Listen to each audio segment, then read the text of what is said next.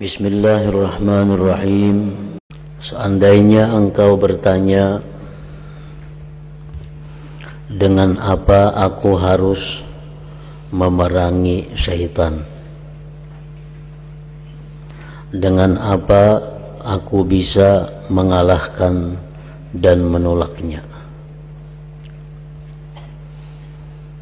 Sebagaimana dijelaskan oleh Imam Al-Ghazali rahimahullah, bahwa yang menghalangi orang-orang yang beribadah kepada Allah itu pertama adalah dunia, dan untuk menghadapi dunia itu diperlukan zuhud. Kemudian yang menghalangi lagi orang yang beribadah itu adalah masyarakat atau lingkungan, maka dihadapi dengan uzlah.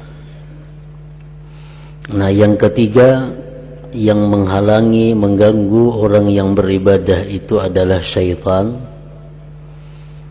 Lalu dengan apa kita bisa memerangi syaitan, dan dengan apa kita bisa mengalahkan, menolaknya syaitan itu?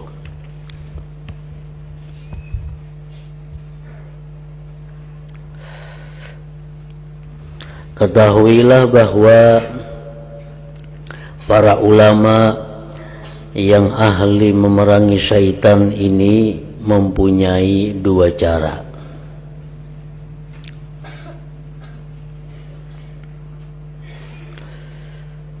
Untuk mengalahkan dan memerangi syaitan itu ada dua macam caranya.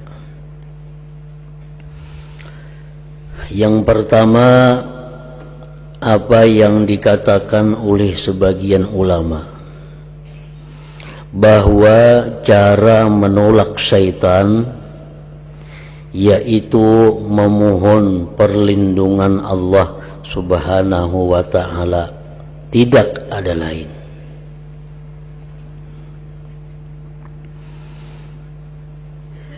Minta perlindungan kepada Allah. Karena syaitan itu bagaikan anjing yang diberi kuasa oleh Allah kepada engkau, yang diberi kuasa oleh Allah untuk mengganggu kita.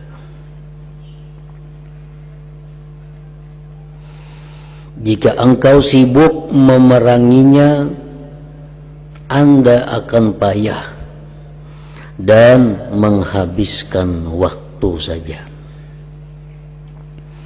Lalu akhirnya syaitan dapat mengalahkan engkau dan melukai engkau. Karena itu, melapor kepada pemilik anjing, maksudnya adalah melapor kepada Allah agar menyingkirkannya dari engkau adalah lebih utama.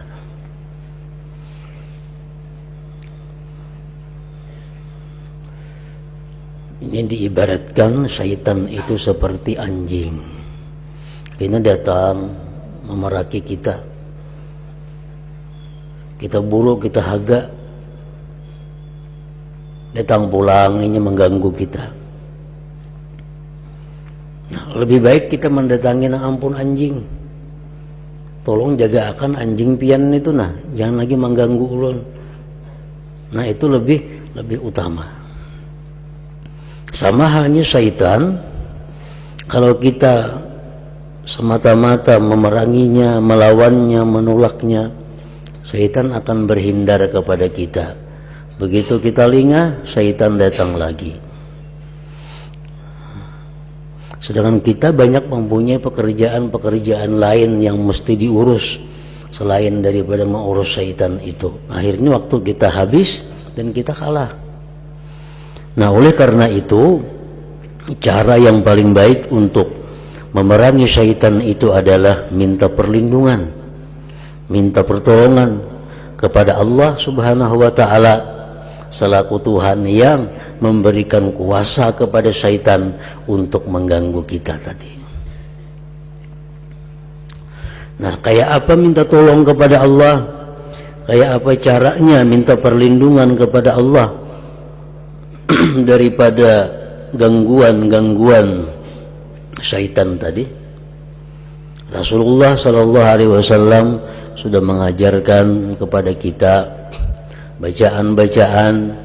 Begitu juga para aulia-aulia Allah mengajarkan kepada kita bacaan-bacaan yang bisa menjauhkan kita daripada syaitan itu.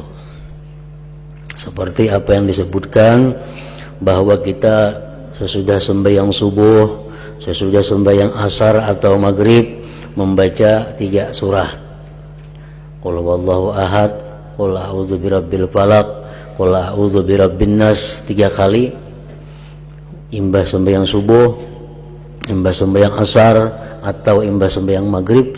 Nah, itu salah satu bacaan yang sifatnya minta perlindungan kepada Allah agar kita terhindar daripada godaan atau gangguan syaitan tadi.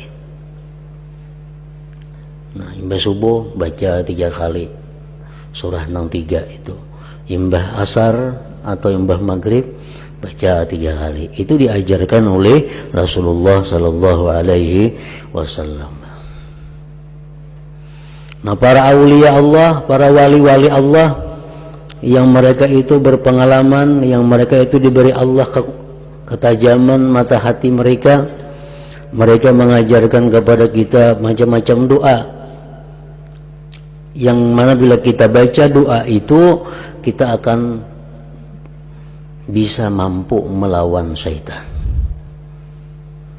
Seperti doa-doa yang kita pelajari, doa-doa yang dulu pernah kita bagi, dibaca cukup sekali sehari imbas sembahyang subuh.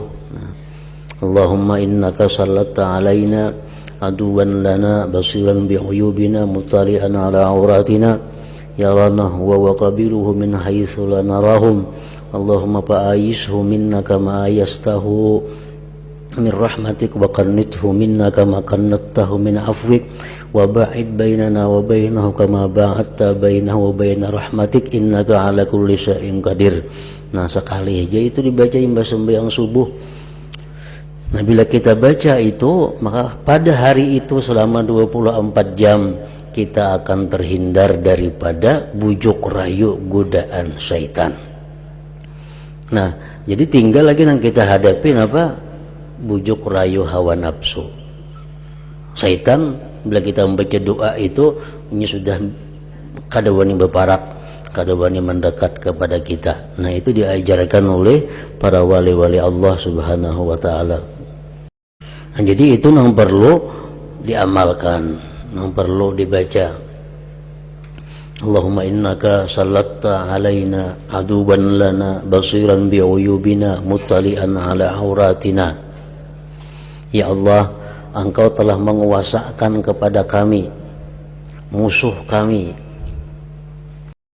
yang melihat dengan aib-aib kami, yang mengetahui kelemahan-kelemahan kami.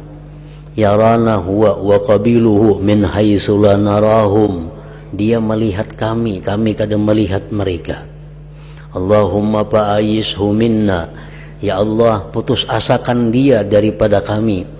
Kama ayastahu min rahmatik, sebagaimana Engkau putus asakan dia daripada rahmat Engkau. Wa qannithu minna kama qannattahu min afwik, dan putus asakan dia daripada kami sebagaimana Engkau putus asakan dia daripada kemaafan Engkau. Wa ba'id bainana wa bainahu, jauhkan antara kami dan antara dia. Kama ba'adta bainahu wa bain rahmatik, sebagaimana Engkau jauhkan dia antaranya dan antara rahmat Engkau. Innaka ala kulli syai'in qadir. Cukup sekali imbas sembahyang subuh. Jadi cara yang pertama menghadapi syaitan, kada ada jalan lain selain daripada minta tolong kepada Allah. Karena Allah yang memberikan kuasa mengganggu kita, kita mohon kepada Allah untuk menjauhkannya daripada kita. Yang kedua, dikatakan oleh sebagian ulama yang lain bahwa cara menolak syaitan yaitu berjuang dan selalu mengawasinya dengan menolak dan menyelisihi ajakannya. Jadi ada dua pendapat ulama nih. Pendapat yang pertama mengatakan bahwa untuk memerangi, menolak syaitan itu cukup dengan doa dan bacaan-bacaan tadi. Ada lagi pendapat ulama mengatakan bahwa memerangi syaitan itu adalah berjuang, diawasi dan menyelisihi ajakan-ajakannya, mempelajari di mana syaitan itu masuknya kepada kita dan mempelajari bagaimana caranya menolak syaitan. Para ulama yang sudah membuktikan pengalaman mereka dalam melawan syaitan itu mengatakan bahwa syaitan itu masuk kepada kita bisa lewat pintu su'udzan billah.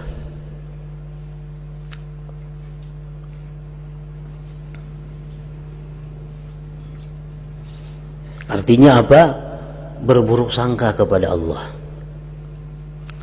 Artinya syaitan itu membisiki kita, mengatakan bahwa seolah-olah Allah itu kada ketuju lawan kita, Allah kada menerima ibadah kita, Allah itu benci kepada kita, sehingga kita merasa bahwa kita ini adalah disariki Allah, sehingga kita merasa doa kita ditolak Allah, sehingga kita merasa bahwa kita ini adalah orang yang diusir oleh Allah. Nah, itu bisikan syaitan. Menyelisihinya kayak apa? Kalau datang bisikan lawan kita nih, bah dua ikam tadi kada kabul, sambayan ikam tadi ditolak Allah, ibadah ikam tadi kada diterima Allah. Nah, kalau kita menuruti ajakan itu berarti kita buruk sangka terhadap Allah, dan ini dosa besar. Nah, itu kita ganti, diselisihi dengan apa? Husnuzan billah. Misalnya di hati kita, mah doa tadi asa kada kabul, nah kita potong, jangankah itu kada boleh, doa tadi kabul, kita baik sangka kepada Allah. Namun dalam hal mengabulkan doa, Allah macam-macam, bisa saat ini, bisa tahun kaina, bisa bulan kaina, atau bisa diganti Allah lawan yang lebih baik. Pokoknya doa tadi kabul, nah itu diganti lawan kayak itu. Perasaan nang doa tadi kada kabul itu dibuang, jangan sampai kita ada dalam hati yang kayak itu, karena itu buruk sangka, itu pintu syaitan untuk masuk kepada kita. Syaitan masuk kepada kita lagi lewat apa? Lewat tulul amal. Artinya apa? Syaitan itu selalu memberikan bisikan kepada kita bahwa kita ini masih lawas lagi hanyar mati. Isuk kamu kada mati masih ke syaitan, kamu masih umur sekian tuh kawan ikam banyak lagi, kamu kada mati isuk dulu. Ini sambat jika betubat isuk sambat saja. Itu sudah tulul amal ngarannya. Atau syaitan memberi bisikan kepada kita, kamu 10 tahun nah kada mati lagi, hanya umur 40. 10 tahun masih 50 hanyar. Nabi aja mati 63 aja syaitan. Nah, jadi kamu 23 tahun lagi hanyar mati. Jadi mun ikam hendak banakal mulai wahini kayaknya umur 60 sedang ikam tubat. Nah, ini syaitan membisiki kita lewat tulul amal. Mun ikam hendak mencari dunia mulai wahini, ikam masih berumur lagi 23 tahun kira-kira. Nah, itu bisikan syaitan. Menyelesihinya kayak apa? Melawannya kayak apa? Dengan mengingat mufajaatul maut, dengan mengingat banyak orang nang mati bakajut. Mungkin keluarga kita, tetangga kita, kenalan kita nang kada saling garingan mati. Banyak. Mungkin kita hitung ada sedikit malam tadi bepandir rame sampai pukul 1, sekalinya subuh mati orangnya. Berapa umurnya? Hanya 50, sampai 63. Nah, jadi menyelesihinya dengan hal-hal yang macam itu. Jadi syaitan datang kepada kita membisiki ikam masih panjang umur, ikam masih anom, ikam masih sihat. Nah, itu lawani. Bujure aku sihat, bujure aku masih anom, tapi kawanku pang tuh anom pada akunya mati, ada begeringan lagi. Anggar mutur matinya. Nah, umpamanya atau rabah bisa bidang mutur kecelakaan mati. Dilawan dengan hal-hal yang menyelisihi yang macam itu. Syaitan lagi datang kepada kita menggoda, menuntut, membujuk supaya apa? Supaya kita ini memperbanyak istirahat. Memperbanyak istirahat, memperbanyak kenikmatan. Kenapa kamu belapa-lapa gitu? Yang penting istirahat.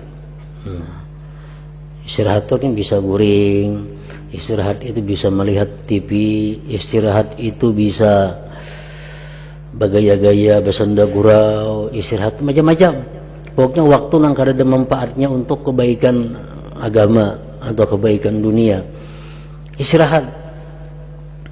Nah, bila ada tuntutan di hati kita untuk selalu hendak istirahat, selalu hendak bernyaman-nyaman, maka kita lawan itu tuntutan, lawan itu ajakan, lawan itu godaan.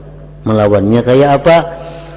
Melawannya adalah bahwa kita banyak istirahat, kita banyak mencari kelapangan, itu di akhirat kaina akan menyusahkan perhitungan kita. Kita akan menyesal di akhirat melihat buku amal kita banyak nang kosong waktu nang istirahat itu.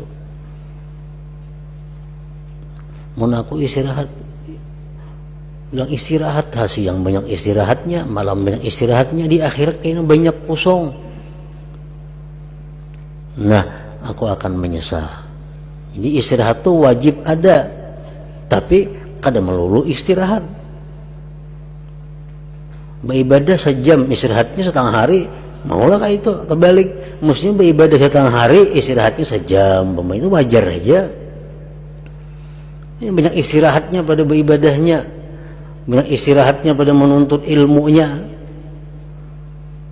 Berarti hidup untuk istirahat ngarannya.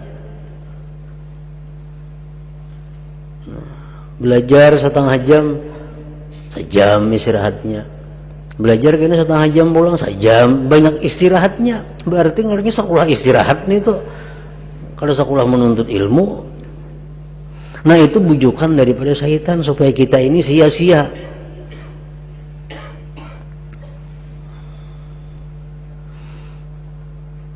Nah itu caranya menyelisihi, melawani. Syaitan datang kepada kita lewat pintu ujub. Lewat pintu ujub. Pintu ujub itu apa? Syaitan membisiki, Pak Ikam ini syaitan hebat. Ikam sama laman kau kada berguringan, mutalaah, belajar, beramal. Berarti orang itu berguringan semuaan. Ikam genang kawa, berarti ikam ini hebat juga syaitan. Nah, dalam hati nih membisiki kita. Bila kita maiyakan, ya ujub ngarannya.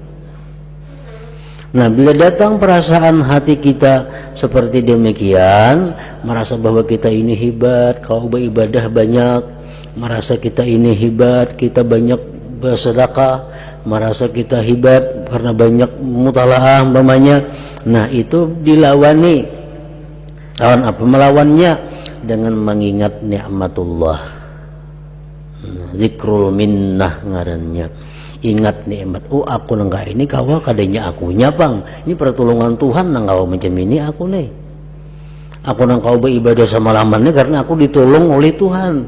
Nyakanya kata ditolong Tuhan kayak orang juga guring. Jadi mang akunya karena apa? Nang iyanya pertolongan Allah. Nah, itu melawani sifat ujub supaya jangan sampai ada. Munnya ada boleh dalam hati ujub cuma satu mat saja. Ujub datang dalam hati kita, ayuh satu mat, tapi dilawan dengan ilmu.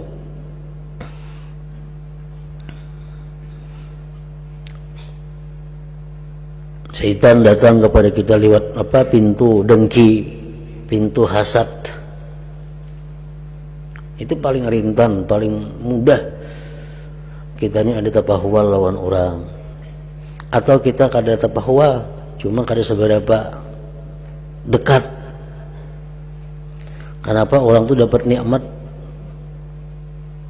yang luar biasa? Kenapa orang tuh dapat pemberian Allah yang luar biasa? Baik berupa agama, baik berupa dunia. Maka dalam hati kita ini ada merasa kada nyaman. Maknya tuh dapat terus semuanya. Itu ngarannya adalah bibit-bibit hasad sudah masuk ke dalam hati kita. Kawan yang dahulunya pina uyuh, kawan yang dahulunya pina kayak susuruhan kita, sekali wahini harap pada kita, baik dunianya, baik agamanya. Nah, itu mudah timbul dalam hati kita dengki. Nah, syaitan di situ masuk.